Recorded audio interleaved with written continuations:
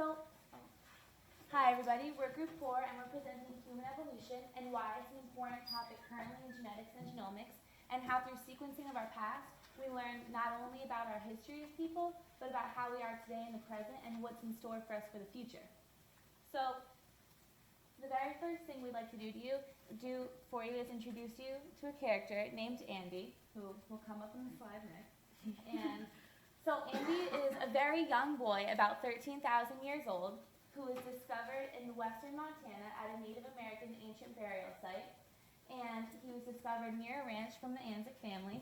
And he's an important ancient fossil because he's one of the very few full fossils we have of an ancient American. So if we take a closer look at Andy, why are we introducing him to you and why is he so important?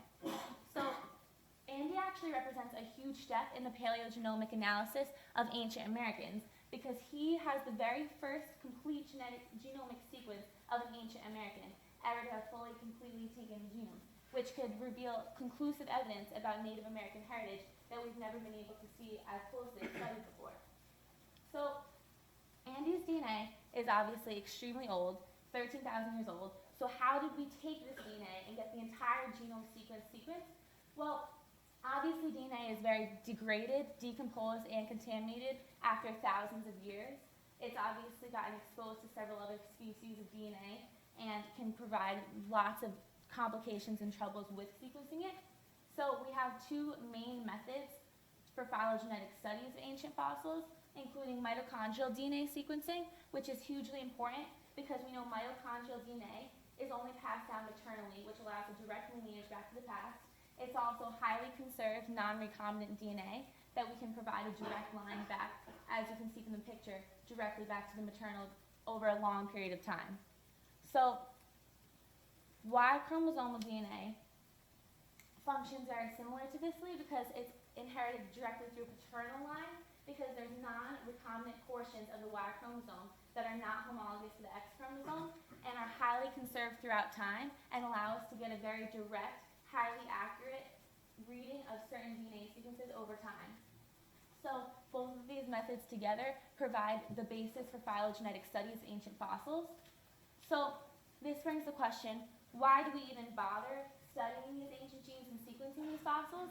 And it's because the state of evolutionary genetics is so in flux and we're constantly wondering about people where we were.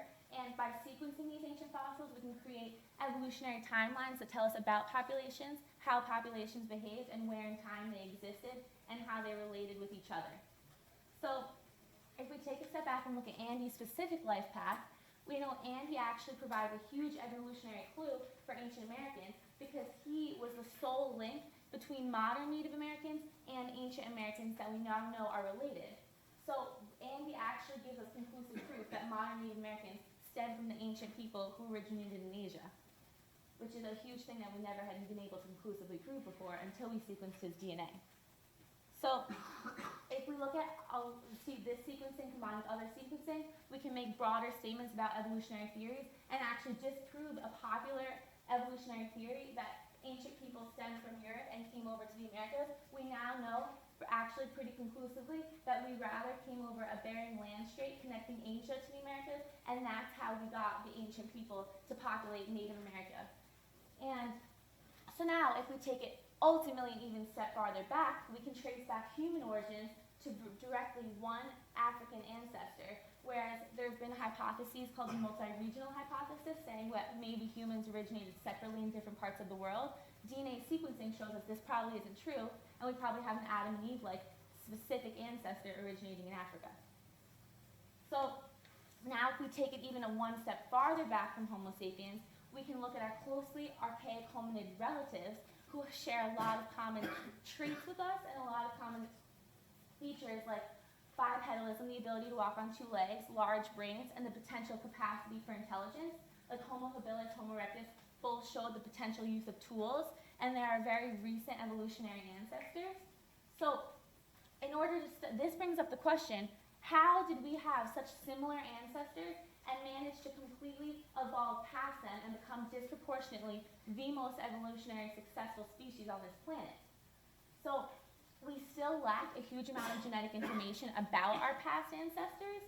So this brings up the question, what should we do for research about past? So scientists today are taking Neanderthals, one of our also most recent fellow human-like species, and have been able to actually successfully sequence a Neanderthal genome for the very first time. So this has shown us that while it's up in debate if we're related to Neanderthals or not, sequencing has actually shown that we have, in the past, definitively interbred with Neanderthals at some point and actually have a high homology with their types of alleles. So now, what does this imply for the future? Now we have a whole set of human-like alleles that are homologous or analogous, I should say, to our own set of genomes, which could provide possible evolutionary advantages, because now we have a whole new set of alleles that can convert different assets onto our own types of alleles. So, for example, if you look at specific Neanderthal advantages, they were able to have stronger bone density, higher muscle efficiency, and able to have different immune system benefits. So for the future, we could take these types of alleles, possibly incorporate gene therapies, as scientists are doing now, and potentially these extinct species from so many thousands of years ago could have more of an impact on us in the future than we ever realized.